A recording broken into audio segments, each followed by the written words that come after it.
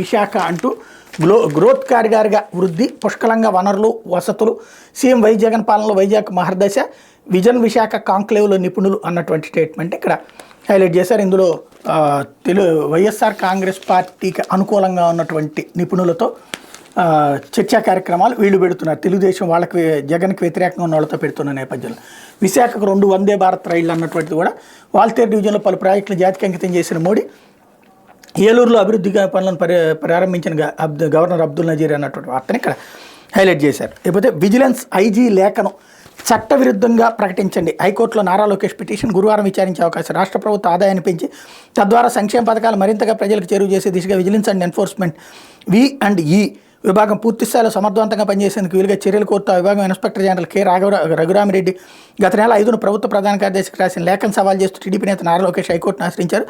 రఘురామిరెడ్డి లేఖ తదనుగుణంగా ప్రభుత్వ ప్రధాన కార్యదర్శి సాధారణ పరిపాలన శాఖ ముఖ్య కార్యదర్శి తీసుకున్న చర్యలను రాజ్యాంగ చట్టవిరుద్ధంగా ప్రకటించాలని కోరుతూ హైకోర్టులో మంగళవారం పిటిషన్ దాఖలు చేశారు. రఘురామిరెడ్డి లేఖ ఆధారంగా తదుపరి ఎలాంటి చర్యలు తీసుకోకుండా ఉత్తర్వులు, నోటీసులు, సర్క్యులర్, ఆర్డినెన్స్ తదితరాలు జారీ చేయకుండా ముఖ్యమంత్రి సహా సంబంధిత ప్రభుత్వ శాఖలు నిషేధిస్తూ మధ్యంతర ఉత్తర్వులు జారీ చేయాలని పిటిషన్లో కోరారు.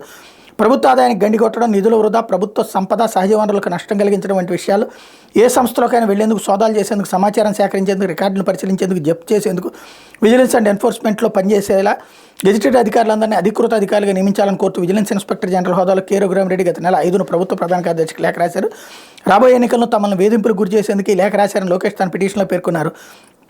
తమ పార్టీ వారిని, తమ పార్టీకి మద్దతు తెలిపే వారిని లక్ష్యంగా చేసుకున్నారని చెప్పారు.